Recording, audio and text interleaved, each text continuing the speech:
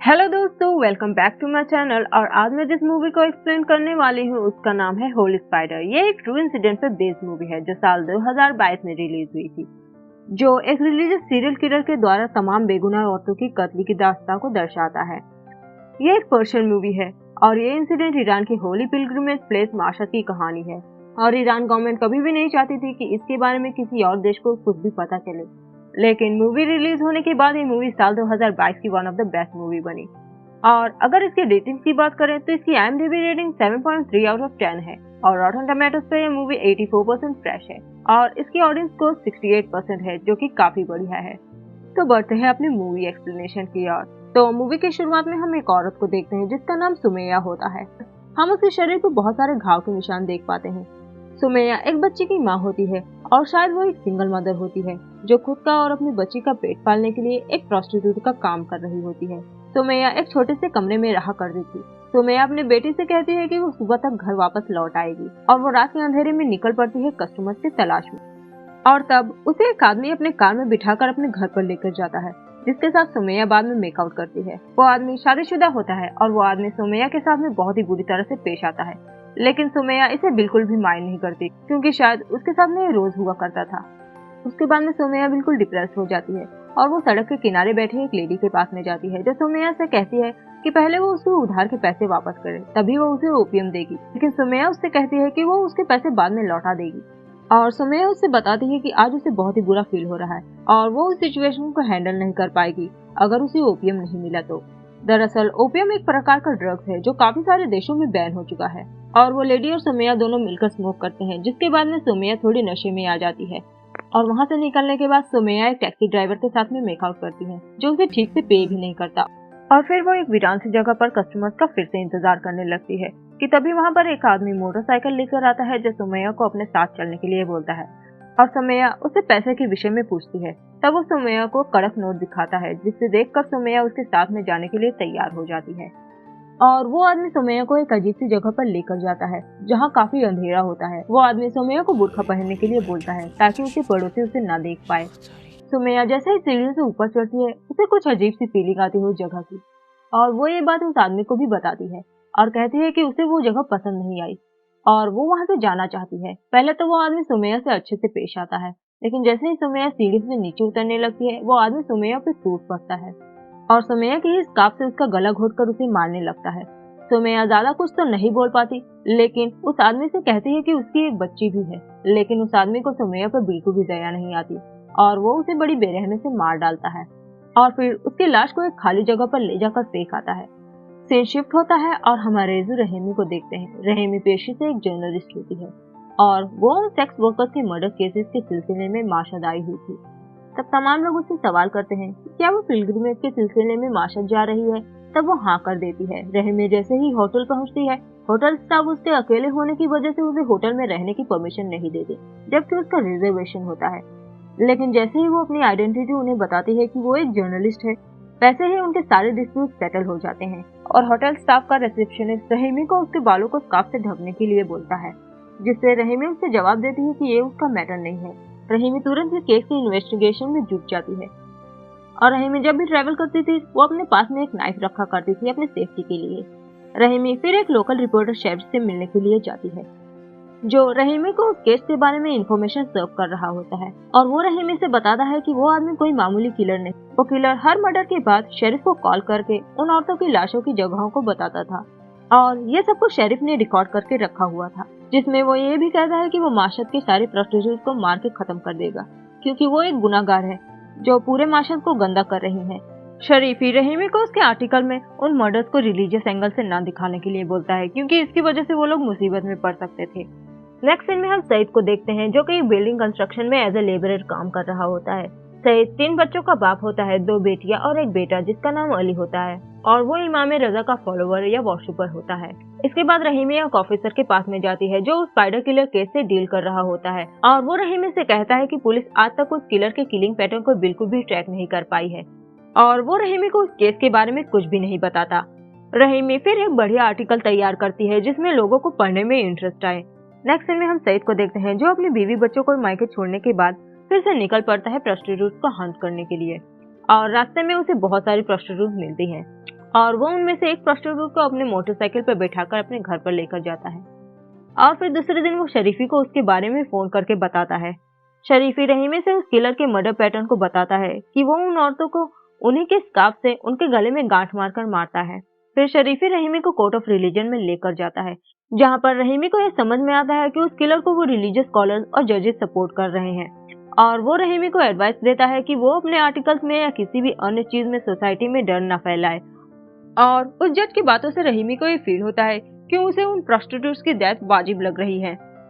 Next scene में हम सईद को अपने बच्चियों के साथ में खेलते हुए देखते हैं। सईद एक हिस्टोरिकल फैमिली से बिलोंग करता था, जिसके पुश्ते आर्मी और वॉरफेयर को सर्व कर चुकी थी। और सईद को लगता था कि उसकी लाइफ बिल्कुल पर्पसलेस है और कोई भी उसके नाम से उसे नहीं जानता। इसलिए सईद के नजर में उन प्रोस्टिट्यूट्स को मारना एक होली या नोबल काम था, जिससे लोग उसे अपना हीरो मानने लगेंगे। और उसे लगता था कि वो माशरे से इम्प्योर चीजों को हटा रहा है। रहीमी एक प्रोस्टिट्यूट की लाचारी देखकर उसकी मदद करने की कोशिश करती है, जिसका नाम सोगरा होता है, और उसे कुछ खाने पीने की चीजें देती है। और उसके बाद रहीमी जब घर जाने लगती है तब कोई उसका पीछा करने लगता है। रहीमी किसी तरह अपनी जान बचाकर भाग निकलती है। सईद अपने फैमिली के साथ में टाइम स्पेंड कर रहा होता है कि तभी उसका बेटा अली गलती से उसे फुटबॉल से हिट कर देता है। और तब सईद गुस्से में आ जाता है और वो अपने बेटे को मारने के लिए खदेड़ने लगता है। और जब वो उसे नहीं मिलता तब वो रोने लगता है, जिससे हमें ये पता चलता है कि सईद अंदर से बिल्कुल टूटा हुआ है और वो अपना गुस्सा किसी और पर निकाल रहा है। और फिर अपने फैमिली को उसके नाना नानी के घर छोड़ने के बाद वो फिर से प्रोस्टिट्यूट्स को हंट करने के लिए निकल पड़ता है। और इस बार वो अपनी मोटरसाइकिल से नहीं बल्कि कार में उस प्रोस्टिट्यूट को लेकर आता है, और वो सोगरा होती है, जिसकी रहीमी ने मदद की थी। सईद पहले तो उसे प्यार से फ्रूट खिलाता है और फिर बाद में पीछे जाकर उसका गला दबाकर उसे मार डालता है। लेकिन अनफॉर्चुनेटली उसकी वाइफ घर वापस लौट आती है। तब वो सोगरा की डेड बॉडी को कारपेट में लपेटकर उसे छुपा देता है, बिल्कुल एक एक्सपर्ट की तरह। नेक्स्ट डे रहीमी और शरीफी को एक मर्डर की खबर मिलती है और वो दोनों पहुंच जाते हैं क्राइम सीन पर। रहीमी उस औरत की लाश को देखते ही उसे पहचान लेती है और उसकी दशा देखकर रहीमी को उल्टी होने लगती है। एक रात रहीमी के घर में वही पुलिस ऑफिसर पहुंच जाता है और वो रहीमी को अपने साथ में स्मोकिंग करने के लिए बोलता है। वो पुलिस ऑफिसर रहीमी से बताता है कि सोगरा पहले से ही प्रेग्नेंट थी और तब भी वो ये काम कर रही थी, और वो सोगरा के लिए काफी सारे एब्यूजिव वर्ड्स इस्तेमाल करता है, जिससे रहीमी को बहुत ही ज्यादा गुस्सा आ जाता है और वो उस पुलिस ऑफिसर को घर से तुरंत निकल जाने के लिए बोलती है। और तब वो पुलिस ऑफिसर रहीमी से बदतमीजी करने लगता है और जाते जाते वो रहीमी को भी प्रोस्टिट्यूट बोलकर जाता है। और वो कहता है कि उनके यहाँ इज्जतदार औरतें स्मोकिंग नहीं करती और स्मोकिंग सिर्फ प्रोस्टिट्यूट्स करती हैं। रहीमी इसके बाद में बिल्कुल सहम सी जाती है। नेक्स्ट डे रहीमी और शरीफी सोगरा के माँ से मिलने के लिए जाते हैं, कुछ इन्फॉर्मेशन इकट्ठा करने के लिए। और सोगरा की माँ उन्हें बताती है कि एक सिटी वर्कर ने उस आदमी को दूर से देखा था मोटरसाइकिल पर सुमैया को ले जाते हुए, और शायद उसी ने सोगरा को भी मारा होगा। लेकिन फिर वो कहती है कि उसने मोटरसाइकिल वाले आदमियों से सोगरा को दूर रहने के लिए बोला था। वो समझ नहीं पाती कि वो कौन हो सकता है, लेकिन वो रहीमी से सोगरा उस दिन कहाँ खड़ी थी उसका पता बता देती है। रहीमी ठान चुकी थी कि वो उस किलर को पकड़ के ही रहेगी और वो उस जगह पर जाती है और उस वर्कर से पूछताछ करती है कुछ हिंट पाने के लिए। सारी इन्फॉर्मेशन वो अपने साथी के साथ में शेयर करती है। और तब रहीमी ये डिसाइड करती है कि होली स्पाइडर यानी सईद के बारे में कोई भी खबर अखबार पर नहीं छपनी चाहिए, ताकि वो कोई गलती करे, क्योंकि रहीमी को यह अंदाजा हो चुका था कि वो स्पाइडर किलर जो कोई भी था वो हर मर्डर के बाद में शरीफी को कॉल करता था, ताकि शरीफी उसके बारे में न्यूज़पेपर पर छापे और वो फेमस हो जाए और लोगों को उसका मोटो पता चले। तभी दूसरी ओर सईद मोटरसाइकिल लेकर एक प्रोस्टिट्यूट को नोट दिखाकर अपने साथ में घर लेकर चला जाता है और वो औरत काफी ज्यादा हट्टी कट्टी होती है। सईद औजार ढूंढने लगता है उसे मारने के लिए, फिर बाद में पता नहीं क्या सोचता है कि वो उसके पास जाता है उसका गला दबाने के लिए, लेकिन वो औरत काफी ज्यादा ताकतवर थी और वो सईद को उठाकर पटक देती है। लेकिन वो ये नहीं समझ पाती कि सईद उसे जान से मारना चाहता था। सईद वापस से जाता है बाथरूम में मुंह धोने के लिए और जब वो लौट कर आता है तब वो अपने सर से मारकर उस औरत का नाक तोड़ देता है और सईद उसे मुक्के से मार मार के उसे पस्त कर देता है और उसका जबड़ा तोड़ देता है और सईद उसे मार मार के बिल्कुल थक जाता है, लेकिन फिर वो औरत हंस रही होती है। तब सईद अपने पैरों से उसका गला दबाकर उसे मार डालता है और उसे ले जाकर फेंक आता है। दूसरे दिन सईद जब न्यूज़पेपर पर अपनी खबर नहीं पाता तो वो बिल्कुल उदास हो जाता है। ट्रेन शिफ्ट होती है और हम रहीमी को सात सबर को प्रोस्टिट्यूट की जगह पर जाकर खड़ा देखते हैं और एक काम बहुत ही ज्यादा रिस्की होता है और थोड़ी ही देर बाद सईद वहाँ पर आकर पहुँच जाता है और वो रहीमी को अपने साथ चलने के लिए बोलता है। रहीमी अपनी इन्वेस्टिगेशन की वजह से इतना बड़ा रिस्क उठा रही थी, लेकिन शरीफी भी रहीमी की सेफ्टी के लिए अपना कार लेकर रहीमी का पीछा कर रहा था।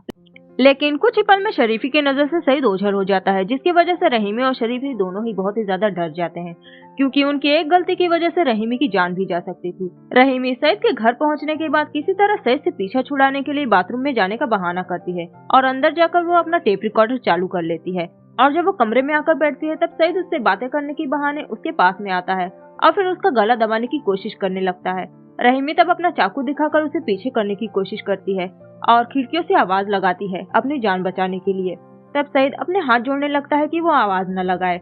रहीमी किसी तरह अपना दिमाग लगाकर वहाँ से भाग निकलती है और सईद तब समझ चुका था कि अब वो पकड़ा जाएगा और दूसरे ही दिन उसे गिरफ्तार कर लिया जाता है, लेकिन उसे कोई फर्क ही नहीं पड़ता, जैसे उसने ये सब कुछ जानबूझ के किया हुआ था। रहीमी को लगता था कि वो रिलीजियस स्कॉलर सईद को किसी तरह छुड़ा ही लेंगे, क्योंकि उन लोगों की नजर में तो वो कोई जुल्म ही नहीं था।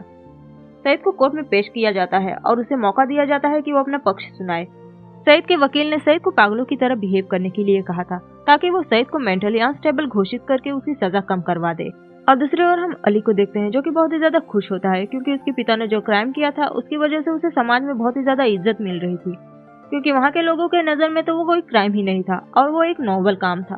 और हम कुछ लोगों को प्रोटेस्ट करते हुए देखते हैं, जो कि सईद को बाइज्जत बरी करने की मांग कर रहे होते हैं। पब्लिक की तरफ से इतना सारा सपोर्ट देखकर सईद की वाइफ को यह यकीन हो चुका था कि सईद तो जेल से छूट ही जाएगा, और वो अपनी पूरी कोशिश कर रही थी अपने हस्बैंड को छुड़ाने के लिए। और सईद का बेटा भी मोटिवेटेड हो जाता है अपने पिता के उस करतूत को आगे बढ़ाने के लिए।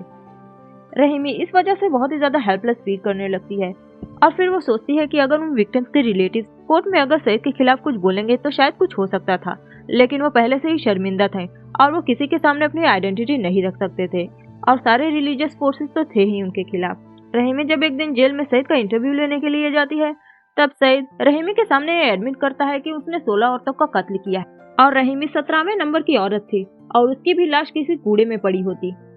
और इतना सब कुछ होने के बाद भी सईद की शक्ल पर डर का कोई नामो निशान नहीं था और न ही उसे कोई पछतावा था, क्योंकि रूलिंग पार्टी से काफी सारा सपोर्ट उसे मिल रहा था और जेल में उसके घर जैसा ऐशो आराम भी मिल रहा था। और वो लोग सईद से प्रॉमिस भी करते हैं कि जिस दिन सईद के केस की अंतिम सुनवाई होगी उस दिन एक कार सईद को लेने के लिए आएगी और सईद उसमें बैठकर आजाद हो जाएगा। सईद ये बातें सुनकर बिल्कुल खुश हो जाता है और वो और भी ज्यादा बेफिक्र हो जाता है।